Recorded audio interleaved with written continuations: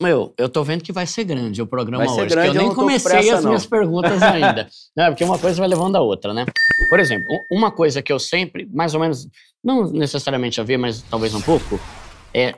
Porque assim, as pessoas, elas só gostam de seguir quem ela concorda 100%. Sim. E se a pessoa falar alguma coisa que ela não concorda, não gosto mais. Virei hater. E isso é uma imbecilidade muito grande. Primeiro que é uma imbecilidade. Aí eu vou dar alguns exemplos. Tem vários youtubers inteligentíssimos que eu admiro muito, mas não concordo com tudo. Isso é lógico. Né? Então, vou pegar o exemplo. Natália Arcuri. Acho ela incrível. Fez 1000 vezes mais do que eu pela educação financeira no nosso país. Não concordo quando ela fala que carro de aluguel é uma boa. Minha opinião. Sim. Gustavo Cerbasi. Pra mim, o cara que foi a maior referência de educação financeira do Brasil. Mais do que qualquer youtuber que chegou depois, quando ele já estava aqui bem antes. Não concordo que ele fala sobre viver de aluguel é melhor que te dar liberdade. Não concordo com nenhum argumento dele. Quer dizer o quê? Que eu não concordo com isso, mas ele é um gênio pra mim e eu absorvo muito e aprendo muito com ele. Cuidado com a briga, Duda. Luiz Barsi, por exemplo. Pra mim, o cara é incrível. Ele não gosta de criptomoeda. Não tem problema. Só que aí é fogo como as pessoas elas vão se fechando em nichos de pessoas que só concordam com o que ela fala e que só pensam igual a ela. Isso é uma ótima forma de você ser meio mais burro, não é? Lógico. Tipo assim, porque é sempre bom você ouvir o outro lado da moeda. Claro. Eu gosto de ouvir essas pessoas falando coisas que eu não concordo, pra eu melhorar meu argumento ou pra eu mudar de opinião, quem Lógico, sabe? pô. Só que hoje a comunicação, ela é feita pra manipular a gente, né? A TV, a mídia. Como que a gente consegue fazer isso? É estudando? A primeiro começa com a informação. Uhum. Porque se você pensar isso no aspecto de isso é uma guerra, pelo controle do pensamento e da atenção, o que é na verdade, isso sem falar em algoritmo, né? Se for falar em algoritmo como engenharia social, já ferrou aí, que tá na cara que eles estão manipulando. Mas no meio militar surgiu uma estratégia bélica chamada ciclo UDA. UDA? UDA. UDA porque é OO, você pode falar ODA ou UDA, né? São dois O's, O-O-D-A. Tá. Mas esse conceito, UDA, ele passou pro setor do business. Hoje isso é muito usado no business, esse conceito de UDA, né? O que é o UDA? Observar, se orientar, decidir e agir. Entendeu? O que é? Observar, se orientar, decidir e agir. Tá. Então, no meio militar é o seguinte, como é que eu desmobilizo o meu oponente? Eu faço com que ele observe errado, se oriente errado, decida errado e age errado. Eu quebro esse ciclo dele. Tá. Vamos dar um exemplo. Estados Unidos ficou 1 ano ou quase 2 anos estudando como invadir a Europa na Segunda Guerra Mundial. Todo mundo chama isso de o dia D, na Normandia, o desembarque na Normandia. O nome da operação é Operação Overlord. A Operação Overlord, o que eles fizeram? A gente precisa fazer a operação real, mas a melhor taxa de sucesso dela é fazer uma operação simultânea falsa, para induzir os alemães ao erro.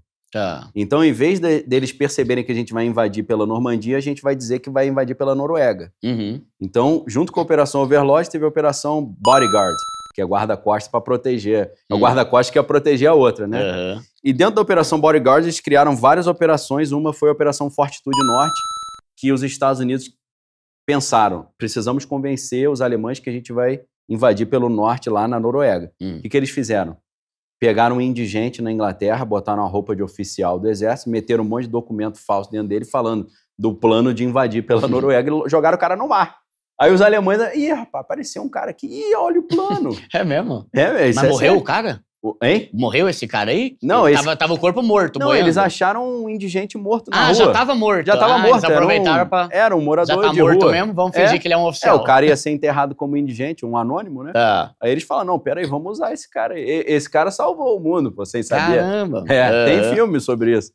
E aí, além disso, de jogar o corpo com os documentos falsos, eles pegaram aviões infláveis, barcos infláveis, tanque de guerra inflável. Imagina um tanque de guerra do tamanho real que você dá um bico nele e ele sai voando.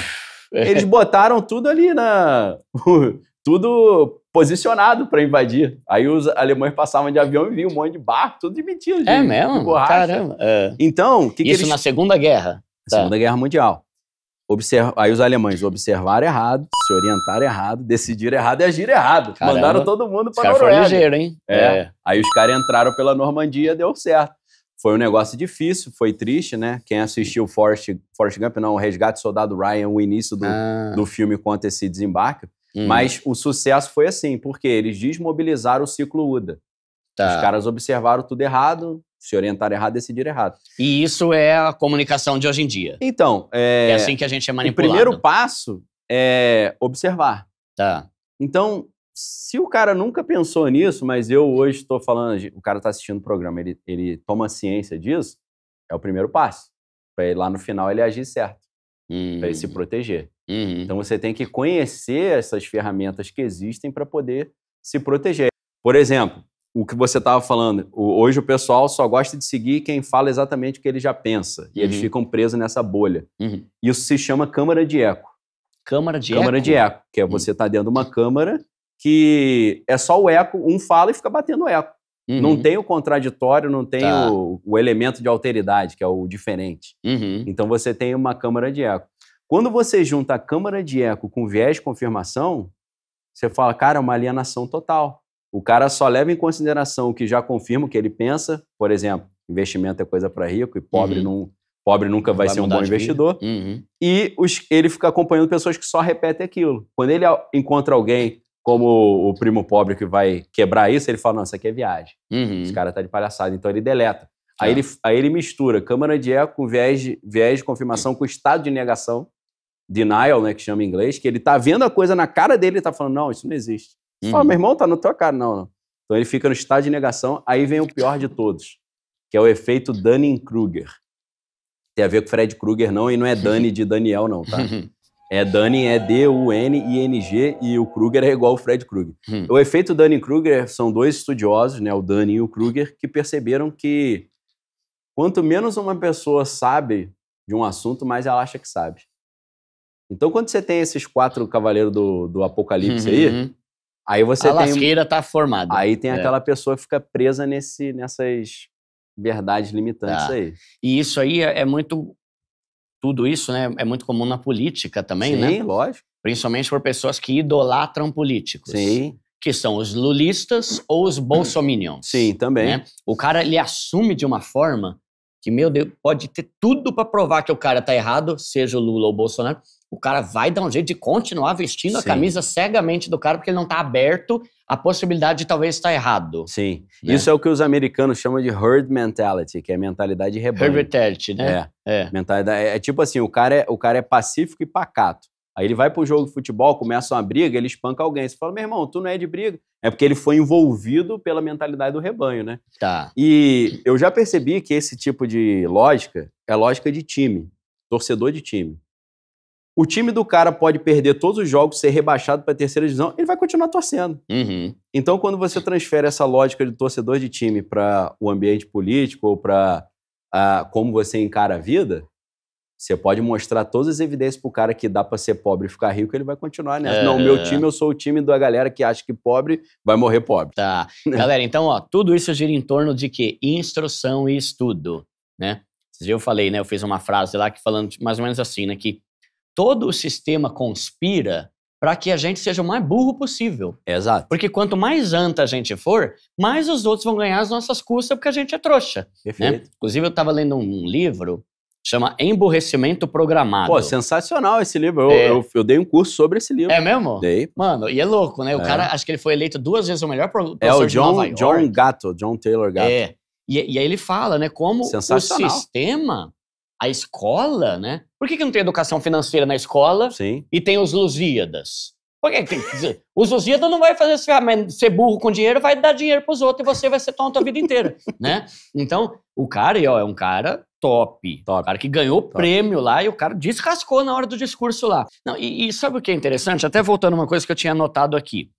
A escola, não tô falando que não é pra estudar, claro que é pra estudar, pelo amor de Deus, lógico, né? Mas a escola é tão carniça que a maioria das pessoas que gostam de ler começa a ler depois que sai da escola. Exato. Eu falo, a minha vida estudantil começou quando a minha vida escolar acabou. Sim. Até a escola eu odiava estudar. Sim. Por quê? Porque eu tenho que estudar, porque senão eu vou me ferrar, o professor vai me lascar, vou repetir de ano, vou ter que fazer outro ano aqui, meu pai vai falar um monte e tal. Medo, né? Pelo medo, muitas vezes. O meu, mesma coisa, eu odiava, não li nada, aquelas porcarias, Então, eu você achava falou chato que dói. Você falou do Lusíadas, aí você pega uma criança, tipo eu, que tá com 14 anos, que nunca leu nada, você joga o Lusíadas no cara, aí você matou o cara. Nunca mais vai querer. Porque ele vai falar, meu irmão, isso aqui é chato pra caramba. E aí cria a mentira. Aí ele bloqueia. Eu odeio ler. É isso.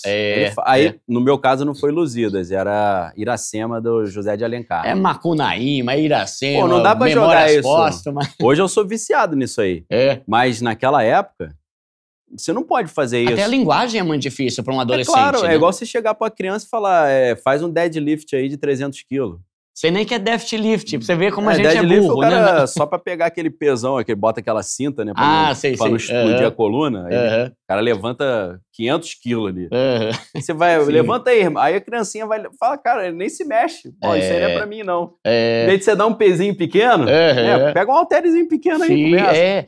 Então, começa com o gibi da Turma da Mônica pra começar a ter prazer pelo negócio, né? Aí os caras falam assim, a escola é ineficiente. É o John Taylor, né? John Taylor Gato. Não sei se ele é pintor, se ele é gato mesmo, é o nome dele, né? Inclusive porque em inglês é cat, né? Gato. Ele chega e fala assim, a escola não é ineficiente, não, ela é eficiente. Eficiente no propósito de fazer a pessoa odiar o ensino. É super eficiente. E aí lá no emborrecimento, o cara fala que a escola, ela tem uma grade, né? Esperamos que isso mude, né? Começou a ter educação financeira. Não, ele tá falando sobre o contexto de Nova York, das escolas públicas. E de décadas, né? Tipo, mano, é o que alguém fala, né? Tudo mudou. Só o conteúdo escolar é o mesmo desde 1900. E tem um detalhe legal, que ele trabalhava em empresa de publicidade, né? Fazendo, acho que, jingle. E ele foi dar aula em escola, tipo, com uma visão, assim, de preciso ajudar o país, né? O cara era meio visionário, assim. Isso mesmo. Não, e aí, uma coisa que ele fala também, né? Como a escola prepara as pessoas para ser peão. Peão. A escola não te prepara para ser empreendedor. Sim. Que noção que a gente tem de educação financeira? Que noção que a gente tem de assuntos jurídicos? Sim. Né? De leis, de legislação. Que noção que a gente tem de empreendedorismo? Zero. Por quê? Porque quer que você se forme para você mandar currículo e ser um peão na fábrica a vida inteira. Não tem problema você ser peão, mas é formado para que você seja isso, não para que você seja um CEO, um dono de uma empresa, né? Sim. E aí é fogo, por quê? Porque escola de rico, às vezes, tem tudo isso, mas a escola do pobre não tem. Sim. É por isso que, pra mim, cara, se eu fosse político, a primeira lei que eu ia fazer é político e família de político tem que estudar em escola pública e usar o sistema de saúde público. Só assim pra dar atenção pra isso, né? Com né? certeza. Mas, então, tem essa questão, né? É estudar e aprender. Acho que o único lugar que eu conheço que dá pra fazer isso é em Jaraguá do Sul, porque dizem que em Jaraguá do Sul os hospitais públicos e escola pública são top, né? É mesmo? Acho que lá daria. Santa Catarina, Jaraguá? Santa Catarina, perto de Joinville. O resto acho que é difícil. Nossa, e os caras não querem. Os caras botam na escola lá do Ricão, lá do Alphaville, e deixa o povo aí ser operário na escola pública mesmo, né? Quer ver um texto interessante sobre isso, só pra encerrar esse tema aí? Tem um filósofo marxista chamado Louis Althusser, e ele escreveu um estudo chamado Aparelhos Ideológicos de Estado. O que ele quer dizer com isso? Mano, você lê uns livros que eu nunca escolheria ler só pelo título. Eu tive que ler na faculdade. Eu tô lendo um livro Aparelhos Ideológicos de Estado. Mas dá pra encaixar tudo no teu trabalho. É mesmo? Porque a escola não tem educação financeira e faz o cara ficar alienado e dominado. Aqui você vai entender como é que é o jogo. Tá. Que esse cara tá fazendo um livro, fazendo uma crítica ao capitalismo, dizendo que o capitalismo cria a escola e a escola só serve para reproduzir as forças de produção. Tipo assim, o faxineiro vai morrer, tem que ter outro faxineiro. Né? O médico vai morrer, vai ter que ter outro médico. O engenheiro vai morrer, tem que ter outro engenheiro. Então, para ele, a escola é um aparelho ideológico de Estado só para repor as peças que vão saindo. Tu vai formando outras pecinhas. Então, não é pro cara ficar com a mente aberta, pensar independente. É tipo assim, meu irmão, tá saindo a peça lá, tu tem que entrar, beleza? Aí o cara vai igual um robô e fala, ok, beleza. Só que nessa época, o que ele estava dizendo? A escola é uma máquina que forma mini capitalistazinhos. Só que quando você olha a escola hoje, não é isso. A escola é a demonização do capitalismo. Né? Ganhar dinheiro é do demônio, que você querer crescer na vida é do demônio. Então, a crítica que o cara tá fazendo tá 10 vezes pior hoje.